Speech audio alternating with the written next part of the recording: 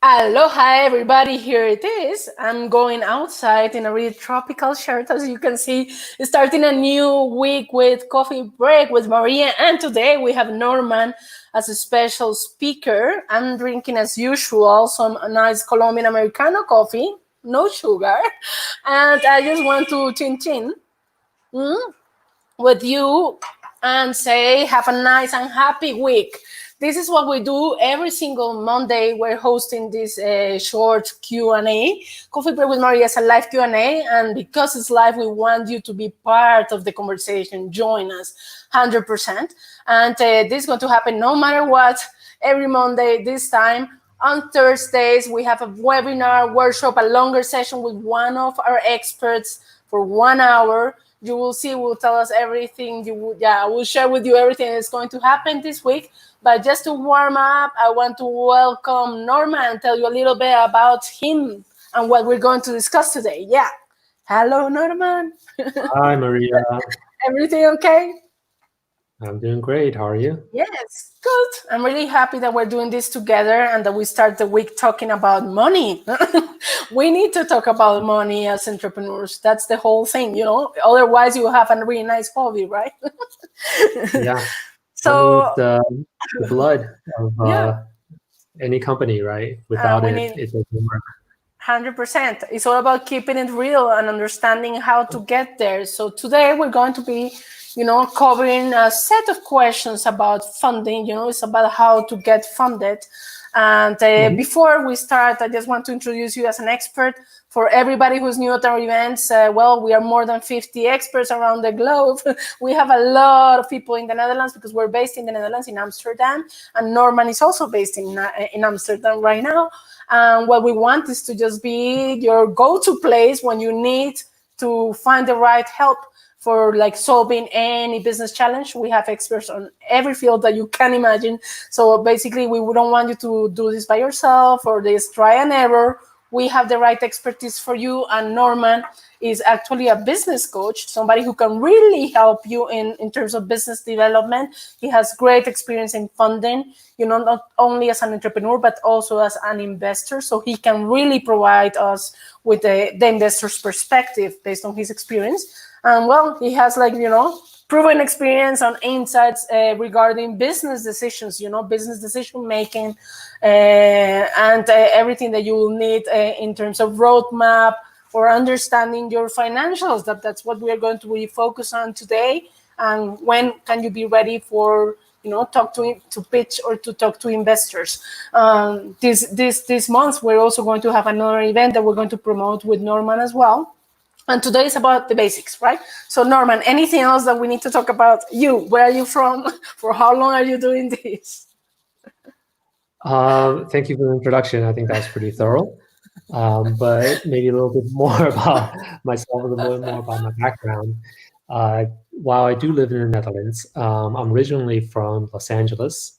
I grew up in California, and I lived before I moved to the Netherlands 3 years ago, I was in the San Francisco Bay Area, where I've started several companies, a couple of which are still ongoing, and one of them is currently raising a Series A that I am co-founded, but now I'm a board member.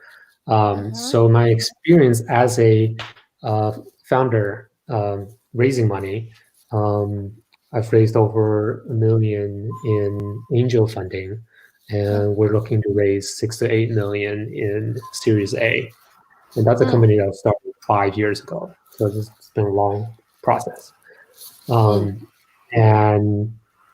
on the side, I've helped a lot of other companies get prepared for their investments, and also setting up the company to be ready for investments. Just one disclaimer: not every company should and need to get outside investments. Important. But it is, some companies, for the right type of companies, that is the right thing to do. So today we're going to talk all about that. It's all about funding, exactly what you said. When is the right time? First of all, do you need funding? Do you need an external investor in your company? Or you can just go with family, friends, and fools? Or what can you do around money? So that's the topic of today for everybody who just joined the event, I see that the numbers are increasing and people who are now connected. So feel free to jump into the conversation, post all your questions via comments. So, we can add it into this time that we're getting started with Norman. By the way, coffee break. Are you drinking coffee, Norman? What are you drinking today? Tea. Oh, it's this really healthy. Yeah, it's so that's cool. I'm starting my day, so coffee is fine for you. Yeah. For me, basically. So let's get started. Let's talk about when is the right time to look for funding, first of all. And even before that one, do I need funding? How should I evaluate for myself if I need funding? I need an external investor if I'm ready to find that. So that's a really good question. I think first you have to decide whether you need funding. And depends on the type of company that you have. To be honest, almost every company is going to need funding. Cash moves the world, right? You need cash, you need money in the bank to be able to do anything. You need money to make money, basically. But not every business needs a lot of money to start, right? There's a lot of businesses, for example, that are, let's say if you want to be a contractor doing graphic design on the internet for other people in other countries, right? All you need is but even with the time, you have to consider you need the money to be able to support yourself before you even get the business. You have to advertise your business, and then you get the clients, right? So, and you need to live as well. Yeah, exactly. You need to pay your bills. Yeah. So if you take that into consideration so when do you need the time for funding? I always look at it as you need to raise money to cover the cost of what it takes for you to get from here to your next goal that will get you to the next step that you want to get to. It could be your next milestone, right? When we're talking milestones, it could be the first 100 customers that are paying, because that's important for your business, roadmap-wise. Right? That's you have a whole strategy around that. Or you need to get to a market validation, where even if you're not having paying customers, you need that 1,000 people who clicked on your article so that you can show that kind of traction to the next investor who will invest in this round. So I would say, before you know when to raise money, you need to know your company and where you want to go and have a plan of how to get there. It could be the long-term vision, very important, but that will change over time too. So we'll talk about that later. But having the long-term vision, having a plan to get there, will allow you to know at which point you need money to get to that point. So that's the hard part. I think a lot of people have a hard time, especially first-time entrepreneurs, first-time people starting a company, that are more complicated, right? Exactly. So if it's really your first time, when is the right time to look for funding? Because you're saying the roadmap, of course, the plan is important. Being able to cover for marketing efforts or your bills is important. So should I think about funding because I cannot pay that by myself, or I need to have certain traction or certain results to say this is the right time to start looking for it? It depends on what the kind of company, right? Of course. I think if you want something actionable, you can say, to start with, create a spreadsheet of all your costs, your personal costs, right? Yeah. It could be, the daycare costs for your kids. It could be your rent. It could be groceries. It could be cost for an office or cost for a lawyer. All of that cost, put it all in a spreadsheet and see how much that costs. And how much you can afford with just your own savings.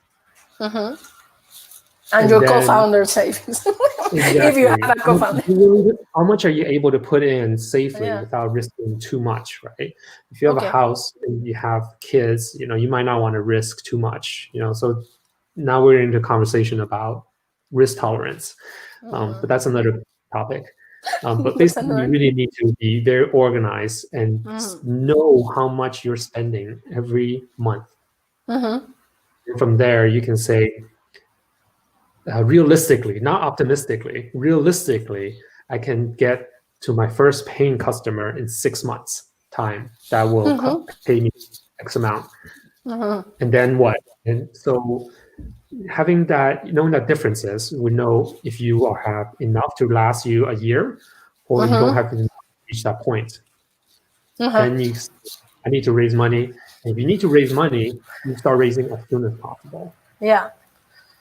Okay, and regularly people when they're not ready for investors because they don't have this information on results yet, and they just want money to basically turn on the machine. Normally, they will go for a bank loan or a personal, private loan with a family or somebody who believes in your idea. That's the way to go normally. Yeah, so that's what kind of investments you can get. That's the kind of funding. So there's the savings, there's the friends, there's the family, there's the bank loans, there's the government grants that the government would give money out for specific industries to develop technology. Okay. So, but today we're going to talk about investors, So let's get started with understanding, putting everything on the same page in terms of what is it? So basic definition about what is an investor's deck. When we talk about investors deck, what is it? Because of course everybody's like, of course, send me your deck. And many people are like, what? If it's your first time, what is it? What is the structure? What are the important things that you need to take into account when it comes to an investor's deck? Investor decks are, it can be several different things. There depends on what the investor is asking for. So let's say you get an introduction with another investor, then that's an email deck. And the email deck will have a lot of words, a lot of text. So it's basically a report, but in a slide format. And then there's the presentation in-person investor deck. That kind of deck will be mostly visuals, and you will have a presentation that goes along with that deck. In general, all decks, the purpose of all decks is a summary. It's a very high-level summary. We talk about the skill T-shape, right? Skills. This is just the top line, just the T. You don't go into any topic. Okay. But you need to cover a lot of things because you're not exactly sure which things, because the investor will want to know a lot of things to be able to judge whether or not it's a good fit for the investor. Remember, the investor they're making bets, and in order to make sure they are aligning their risk tolerance with your company, that they need to know information. So for the basic deck, you want to cover, most important is what problem you're solving. So these are the must-haves. So the problem, the solution. So the problem is the pain point. The solution is your value proposition, how you solve that pain for your customers. Your product, like if you have a product, ideally you have a demo. Ideally, even if it's like a mock-up, even if it's fake, it's okay. Just to give an idea of what your product looks like. The solution you can describe a solution, but if it doesn't show like what it is, oftentimes you confuse like solution with a product. So make sure like separate it out. And a must-have, and then your team, like who are you, and who else is working on this with you? Like what makes your team so special to tackle this problem? So that's the must-have. Problem, solution, team. Like that's the structure. Very basic. Very important. Because we know that different types of business, this applies of course in a different way to every type of business, but in general that structure will really help you to understand what to put in that presentation, and also how to pitch. A lot of entrepreneurs struggled in creating that rock solid pitch. When it comes to standing in front of potential investors, what's important, how to create a good pitch that goes, of course, together with that presentation. That's right. A pitch is is your chance to tell a story. And if you have a really good deck, then you have a good story. So a pitch is like, think about it like some movie trailer. Right? How many movie trailers are you watching? Like, wow, that's an awesome looking movie. It gives me goosebumps. I want to watch the movie. Then when you go to the movie, it may or may not be as good as what the trailer was selling, right? But the trailer got me into the theater and got me to pay for a ticket to watch that movie. The whole point of the pitch is to make sure that you have a follow-up conversation. So the pitch is your chance to tell the story of your investor deck, basically. It's the same thing as the investor deck, that you have to be able to tell it in a way. Like so pitch is generally done in person. So you have to tell a story in person, and you have to do it either in the meeting or over virtually nowadays, oftentimes. And it could be different length. So, everybody hears about the elevator pitch, right? That's the pretty common term, which is 1 or 2 sentences, only long enough for a couple of levels in an elevator. So those are a super short trailer. And then there's pitch meetings, where you actually have maybe 15, you could have anywhere from 10 to 20 minutes to present your pitch. But those are much more difficult because you have to basically present your investor deck and be prepared to answer questions that the investor will ask you at any moment. In the middle of the deck or at the end. These questions are very difficult and unsettling at times. So this is where having a rock solid pitch. It's really important. It's very important, because then it involves having a rock solid pitch is not just having a really good deck. It's also about knowing your audience. Have you done your research on who the investors are? Have you talked to them beforehand? Have you prepared your pitch in a way that's persuasive? Have you prepared it in a way that's interesting, or in a way that's concise? Because you only have 10 to 20 minutes. That's quite challenging for people that talk a lot like me. So you need to be on point, like bam, bam, bam. Yeah. So or it could be a lot of time. True. And last, it's the most important part about having a rock solid pitch is you practice. And you practice in a way that allows you to be able to tell the story comfortably and naturally. When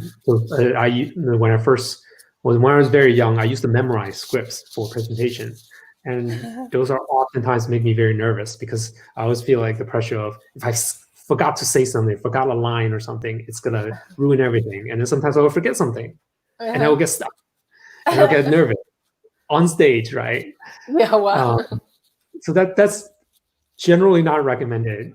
So for your practice, for example, you practice in a way that you remember the outlines. You don't try not to memorize the script. So you can speak comfortably, and you should know your company inside and out, so that anytime the question comes up, you're ready to switch topics and switch back into your pitch. Cool. And the last part of a really, really good pitch is that you're ready for the Q&As, questions. You have questions from the audience, the investors, and have questions at the end for the investors, because then that gives you opportunity to get to know the investor too. Important.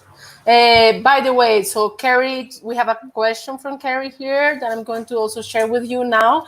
And about the pitch, we are going to host a specific event, also with Norman, on how to make highly effective pitches and presentations on June 25th of June.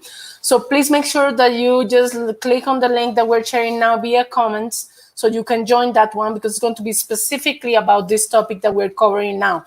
And also know that all of our experts have 15 minutes calls available for you to talk on a one-on-one basis, because this is really about your business and where you want to take it. We really recommend that you book these 15 minutes with Norman, not only to basically have the potential rehearsal of your pitch, but also to see and to get to know you better, where you're standing, where you want to move in terms of business, since you know that Norman's expertise is about business development and business coaching, basically.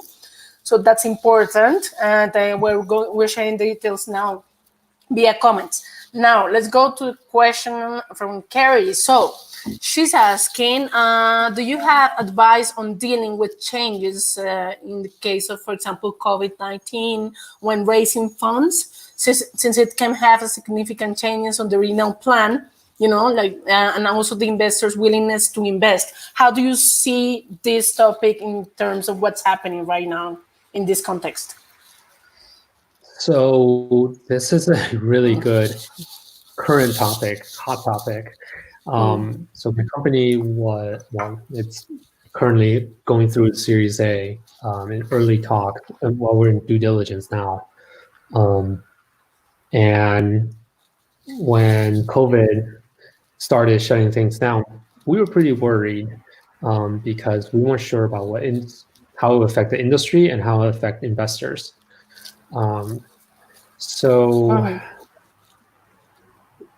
My advice for dealing with these kind of changes is always be honest. So when you need to be honest with your team, right? You have to tell them that, hey, because they're going to be concerned too. They want to know what's happening with the company. How's the company raising money? If they know the company is raising money, how does that affect the runway and all that? And then you have to talk to your board and you talk to your investors, your current investor or future investors.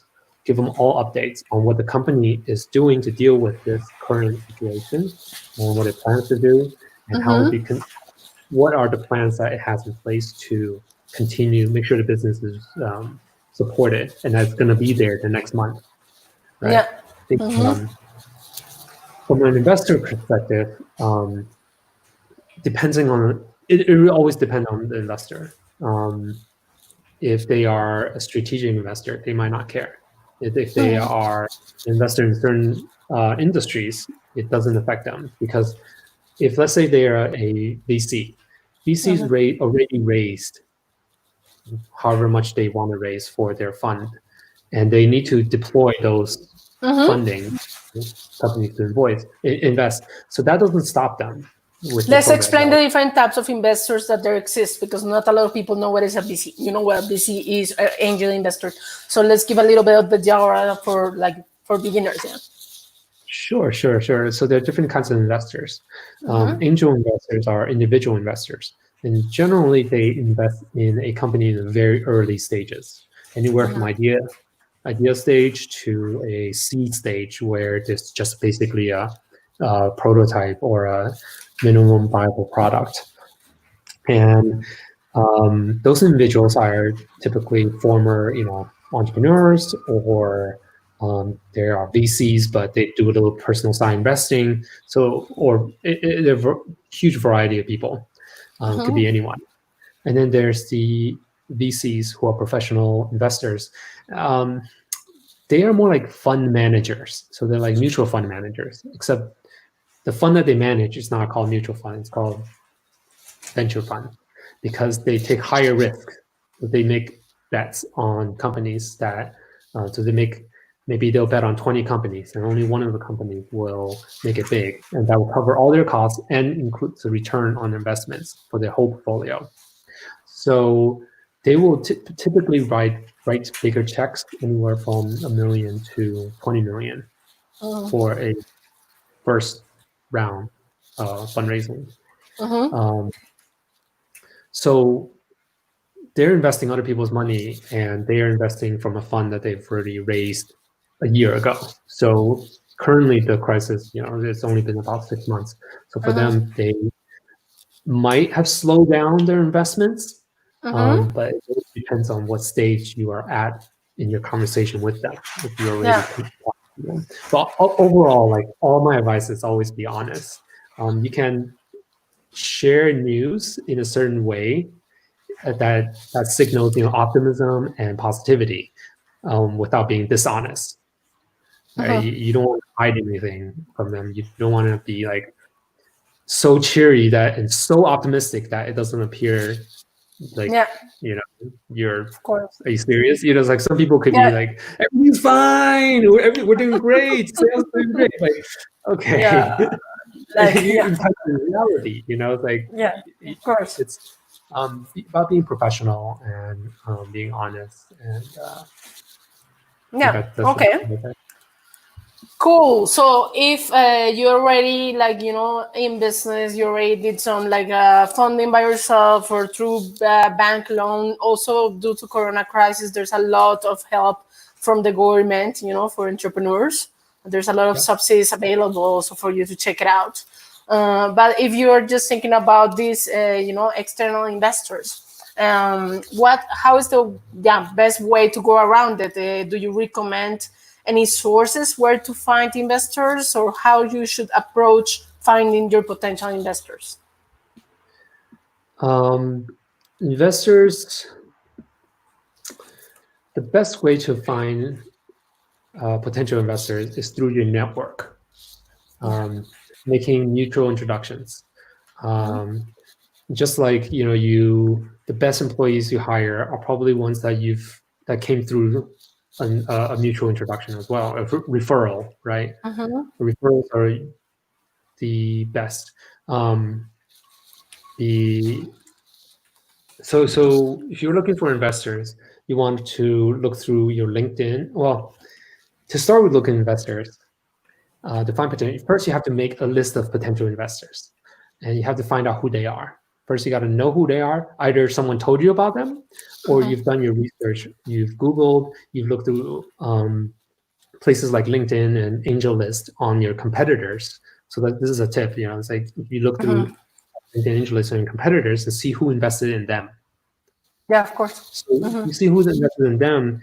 Those, especially VCs and angels, typically they will invest in similar companies in the same sector.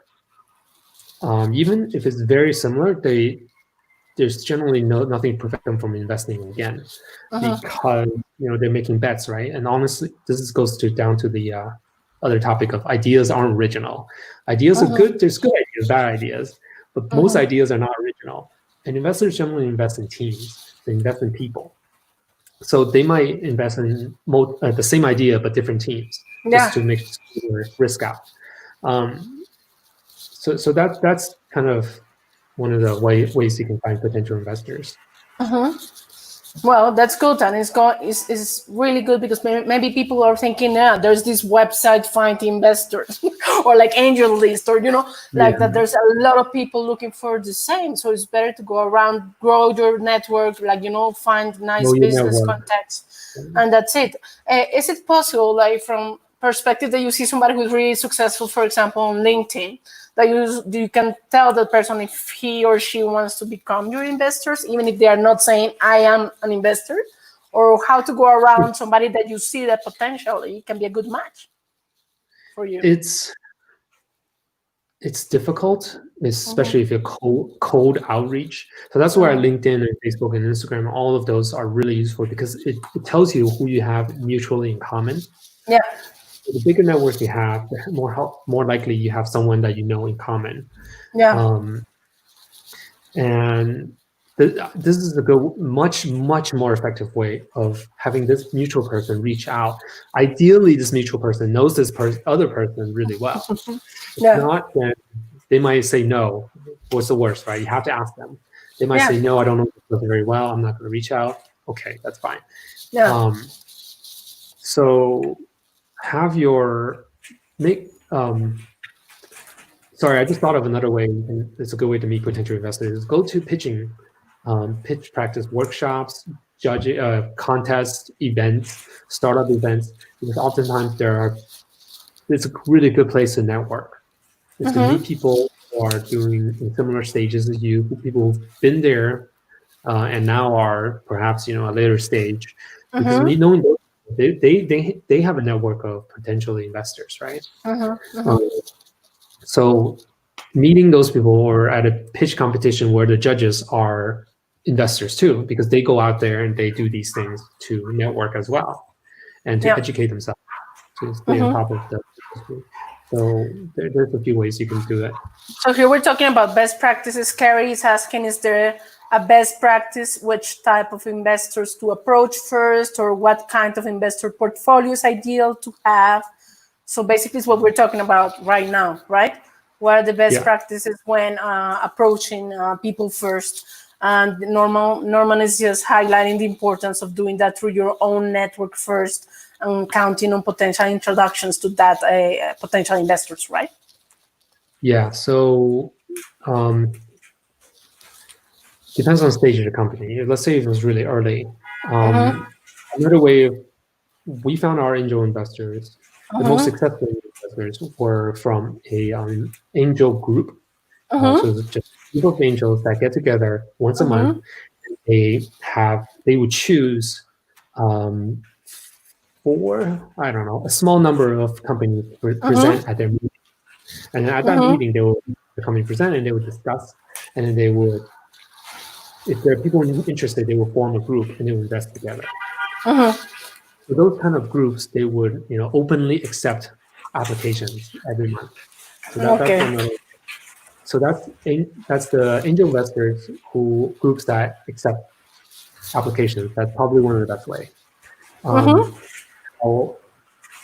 Separately, for best practice, you do not want to approach the investor who is most likely to invest in you, the investor you really want to invest in you first. You don't want to approach them first, because of course, the first investor you approach, you're going to sound awful. You're going to be so uncomfortable, so nervous that it's just not going to go well. Your first impression, right? Yeah, of course. Yeah. So keep that till later, after you've worked out your kinks on your pitch, after you have some practices, after you have some feedbacks. Then when you're really comfortable, then you might want to approach the investors that you really want. Now, going a little more off tangent, choosing investors it's also very important that you have to choose someone that's a good partner, that's going to be a partner for your business.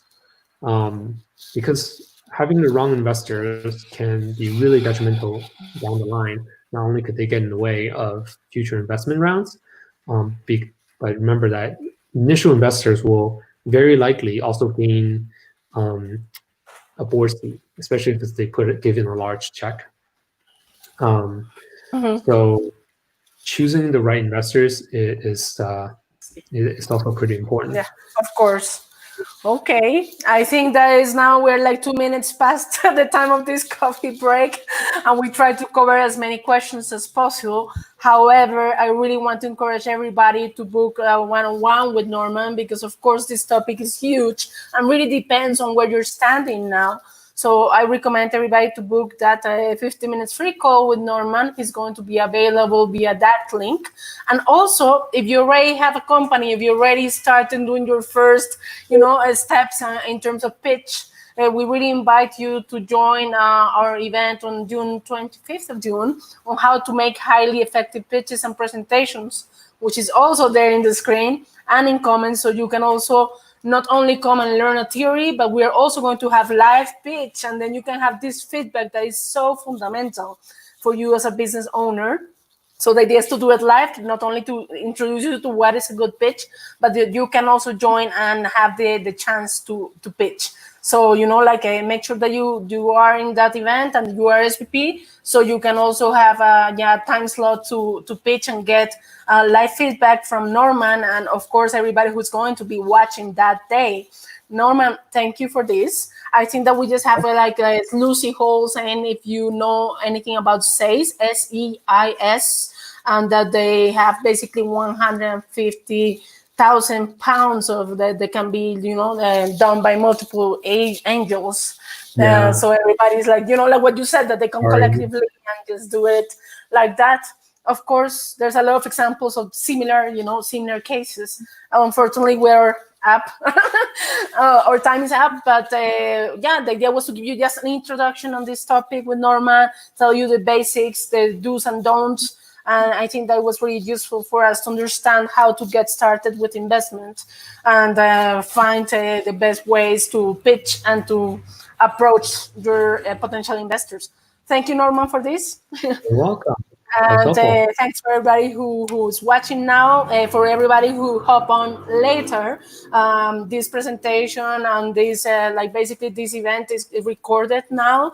So make sure that you also share your email with us if you didn't previously RSVP, so you can get the video and also the next steps on the with Norman. So you can book him and join our upcoming event. And for the rest of the week, what can I say? On this Wednesday, we have 2 times per month. We have events in Spanish. So this one is going to be in Spanish on Wednesday about social media marketing with a really, really special focus on LinkedIn. We also hosted one on LinkedIn last week, and all that is available through our YouTube channel and also here on Facebook. So make sure that you can just watch and approach us with any questions on that. And apart from that, on Wednesday, we are going to continue working on health. This is a really important time to talk about health. And we have our, our Ayurveda health specialist. She's a pro nutrition. She has her own nutrition firm in Los Angeles as well. She's from Argentina, but she's 100% US based, and she's completely perfect English, whatever. And Helen is going to be talking about taking your health back for serious entrepreneurs with Helen McNanny. So that's happening as well. So you see, on the expert pool, we talk about, you name it, everything that is relevant for you at the moment as a business owner, as also a person that needs to have a good balance between business and life, in the end. Yeah. So that's the invitation for everybody. And I will also leave you something just to wrap it up. On the 1st and 2nd of July, all of our experts and also more people beyond the expert pool are going to be hosting a global event for international entrepreneurs. So if you are an international entrepreneur watching us now, that you want to basically scale your business to the Netherlands, or you want to see how to get started in the Netherlands, and you're not basically from the Netherlands, basically. That's the idea. So we are going to host this big event on the 1st and 2nd. It's 8 hours of program with simultaneous sessions by proven experts. So we have around 1,400 hours of amazing content. Everybody's welcome. And because we are co-founders at this great initiative, we're giving you 20% off on tickets. Yeah, so there you go. This is the link where you can get your ticket now. This is available with this discount until the 22nd of June. Make sure that you get your ticket now. It's going to be amazing. You get discount, you get the landing page, check it out. This is the link to Eventbrite, where you can see all the specs, all the details on the event. Norman is also going to be there. We wait for you there. Basically, it's going to be an amazing place, and we're going to have an online business speed date and close with a really nice party. So join us. That's it. Thank you, Norman. Have a nice week, everybody. And we stay in touch. Yeah. Bye-bye, everybody. Have a nice week. Ciao, ciao. Bye-bye.